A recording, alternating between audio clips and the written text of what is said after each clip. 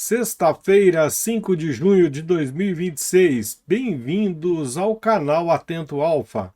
Eu sou o Alfa e vou apresentar para você um resumo das principais notícias do dia. Estamos em pleno feriadão. Ontem foi Corpus Christi e muita gente aproveitou para emendar a folga, né?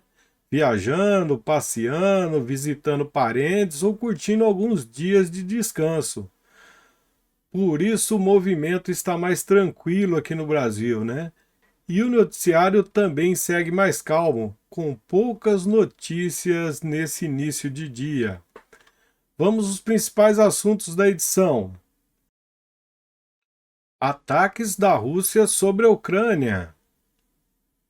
Dados estatísticos mostram desempenho das defesas aéreas ucranianas. Filas imensas na Crimeia ocupada para abastecer os carros. Perdas russas em combates no último dia.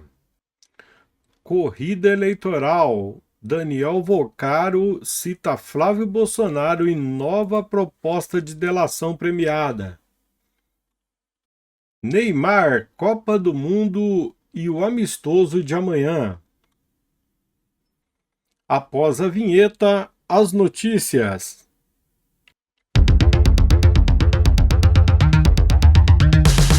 A Ucrânia abateu ou neutralizou 198 dos 216 drones russos lançados durante a noite de 5 de junho, após disparos da Rússia e da Crimeia ocupada. 16 drones de ataque atingiram 13 alvos, enquanto 2 mísseis KH-5969 não conseguiram atingir seus alvos. Então tá aí, pessoal, no total foram 218 artefatos lançados pela Rússia, né? E do total de 218, 198 foram interceptados. Tem uma informação interessante aqui para estar ressaltando. O Ministério da Defesa da Ucrânia afirmou que as defesas aéreas aumentaram a eficácia de interceptação em maio, apesar da intensificação dos ataques em massa da Rússia.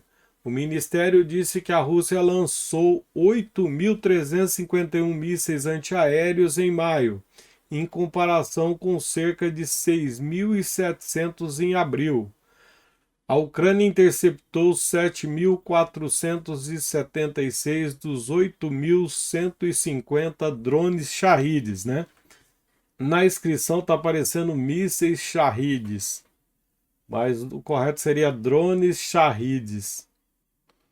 Uma eficiência de 90,75% no geral, né? Entre mísseis, 53%. Entre drones, que são principalmente os Shahed, 91,7%. Mas dentro dessas estatísticas podemos ver que os mísseis, apesar de ter sido lançados em menor quantidade, têm causado maiores danos, até porque a capacidade explosiva dos mísseis são muito maiores que a dos drones Shahed, né? É importante relatar essa postagem porque mostra a mudança, né, que acabou acontecendo aí a partir de maio. A Ucrânia tem atuado de forma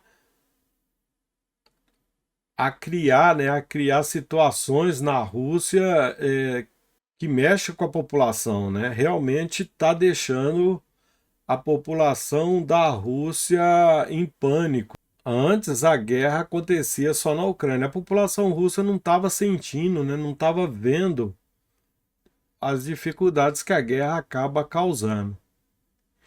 E essa imagem aqui ela é impressionante, né? Ela é na Crimeia. Os ataques ucranianos causaram um problema enorme na logística da Rússia, né? E o combustível acabou na Crimeia, né? O combustível está racionado, alguns dias fica disponível só para as autoridades, para os militares, né? E o dia que libera é essa tristeza aí, é essa catástrofe, né? É uma situação que a população está sentindo, e isso pode ajudar movimentos dentro da Rússia, né? No sentido de pressionar o Putin aí para ir para uma negociação, né? Ir para uma negociação, começar a abrir mão de muita coisa aí para que isso acabe acontecendo. Acaba acontecendo um acordo e essa guerra acabe, né? A Ucrânia tem feito esses ataques com a intenção de equilibrar, né? Equilibrar a Rússia e a Ucrânia na mesa de negociações. A gente sabe que a Ucrânia é bem menor em relação à Rússia, em relação à estrutura militar. Através da inteligência, através da otimização de custos, né? A Ucrânia tem se destacando, né? Vem se destacando, né? E acaba na visão do mundo um equilíbrio, né? Um equilíbrio. Então a Ucrânia está conseguindo destruir praticamente todo o parque produtivo, né, na área de petróleo aí da Rússia, começa a dificultar as exportações, né? E começa a criar problemas dentro da própria Rússia, né? Aí começa a faltar combustível, a energia elétrica da Rússia ela é produzida por termoelétricas, né? Tem o problema também de aquecimento e o combustível faltando, tudo isso fica prejudicado, né? E quem vai sentir é a população da Rússia. As perdas russas até hoje, conforme relatado pelo Estado-Maior, mais 1.550 homens, mais 2 tanques, mais 8 veículos blindados de combate, mais 68 peças de artilharia, mais 2 lançadores múltiplos de foguetes, mais um sistema de defesa antiaérea, mais 2.046 drones, mais 14 veículos de reconhecimento. Então, nos últimos dias, aí os números têm crescido bastante, né? Tem crescido de forma importante. 1.550 soldados, né? 2.046 drones. Isso mostra que os combates aí no front têm intensificado, né? Tem intensificado e a Ucrânia aproveita, né? Aproveita para causar baixas, né? Entre os soldados russos e para causar prejuízos também, né? Prejuízos, já que esses equipamentos custam muito caro, né? Acho que de toda essa lista aí, os drones são de menor custo, né? Apesar que a Rússia utiliza alguns drones de linha de produção industrial que tem um custo maior do que os drones produzidos pela Ucrânia. Então tudo isso aí representa prejuízo, né? Prejuízo humano, prejuízo de equipamentos, né? E prejuízos econômicos. Enquanto a Rússia está aí atacando a população, né, em geral da Ucrânia, né? A Ucrânia está atacando principalmente a logística, né? A estrutura bélica e as percas humanas de soldados, né? A Ucrânia, quando acontece algum ataque sobre civis, é porque houve um erro, né?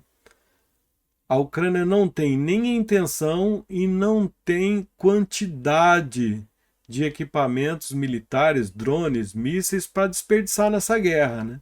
Então o tiro da Ucrânia é o tiro certo. Ele vai direcionado, né? Ao contrário da Rússia que vai mandando, né? Vai mandando drone, vai mandando mísseis assim, sem muito critério, né? Acaba acertando apartamento, acaba acertando estruturas de supermercado.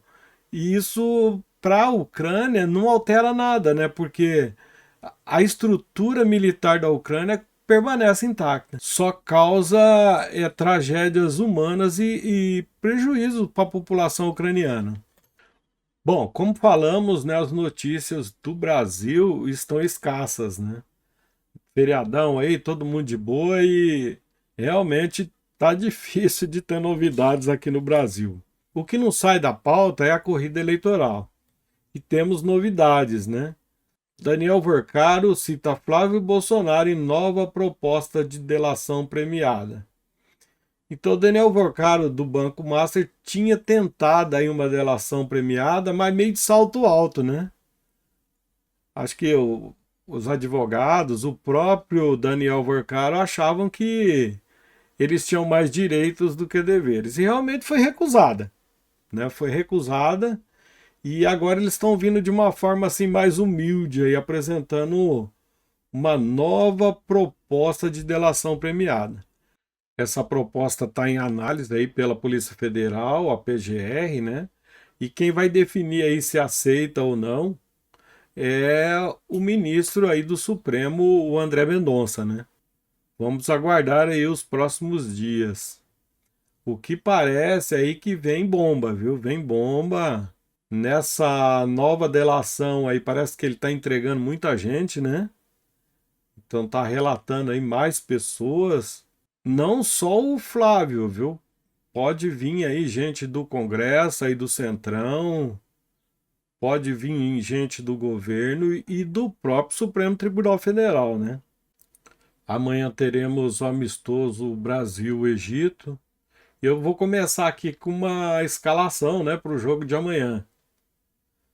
O Alisson no gol, Santos, Pereira, Marquinhos, Wesley, Casimiro, Paquetá, Guimarães, Vinícius, Thiago e Rafinha. A escalação do Futebol Brasil aqui no X. A lesão na panturrilha aí do Neymar não pode, né? Não pode ficar de fora, porque realmente é um craque que pode fazer a diferença, principalmente aí nas finais da Copa do Mundo. E isso aí tem preocupado, né? Tem preocupado bastante porque realmente a situação é difícil de recuperar, né? É difícil de recuperar e já se apostou muito nele, né? Apostou de levar ele, parece que aí pro amistoso ele não vai, né? Ele vai continuar em tratamento. Acompanhar a seleção é muito importante assim para o conjunto, né? Para o grupo. Mas para a questão da recuperação dele acaba atrasando, né?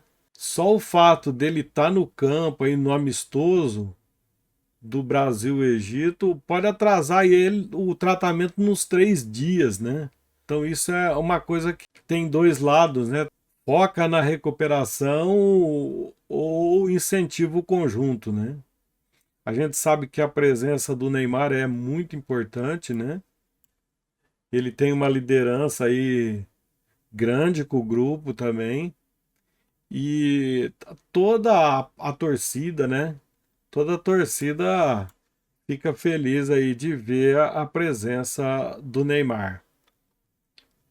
É o nosso camisa 10, né?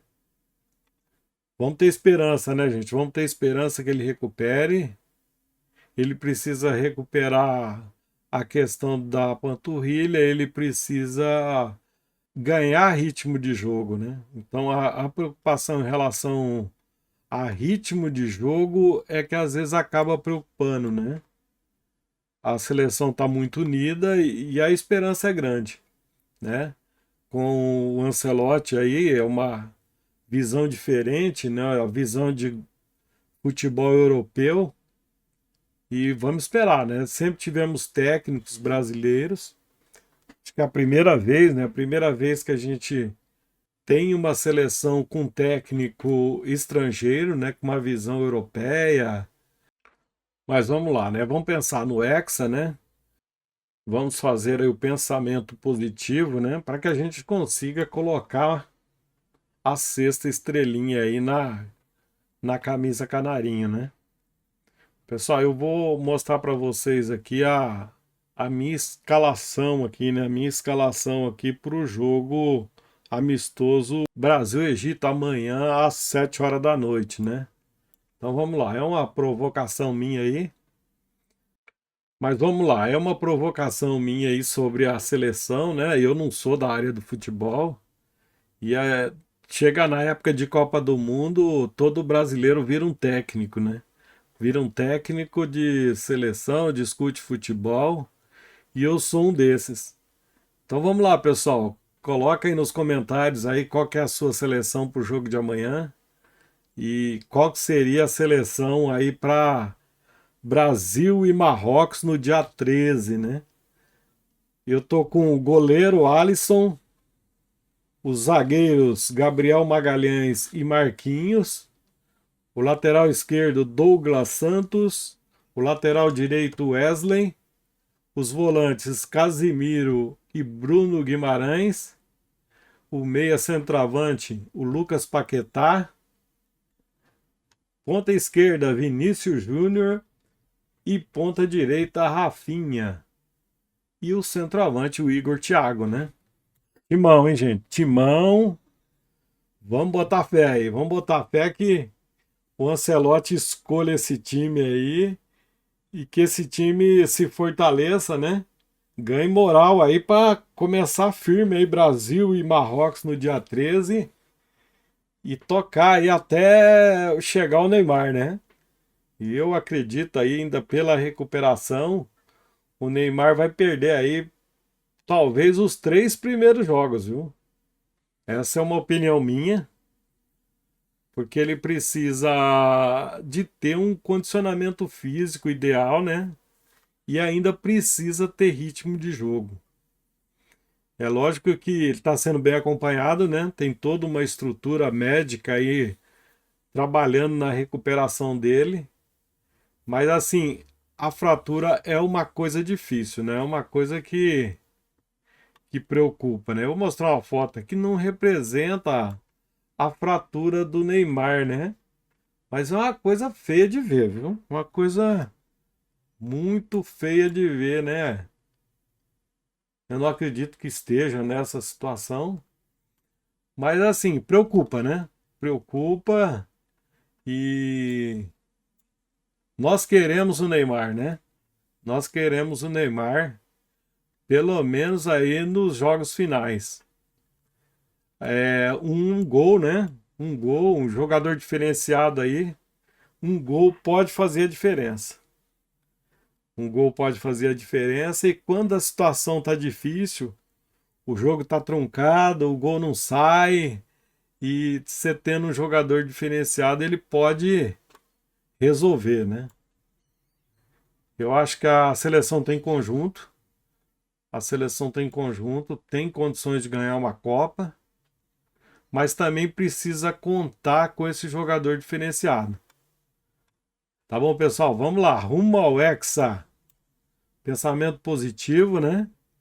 E vamos buscar essa estrelinha, a sexta estrelinha para nossa camisa canarinho.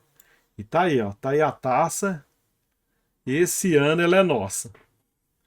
Esse ano nós vamos trazer ela para casa. Bom, pessoal, vamos encerrar por aqui hoje, né? Desejando aí um bom passeio, um bom descanso, né? A todos aqueles que estão no curtindo o feriadão aí. Peço a todos aí que deixem o like no vídeo, se inscreva no canal. Os comentários são bem-vindos, tá? Contradições também. Quem não tiver de acordo aí, por favor, coloque aí nos comentários. Só peço aí que seja feito com muito respeito, né? A gente vai estar analisando aí, vai estar acolhendo aí com muito carinho. Tá bom? Até amanhã. Um abraço a todos.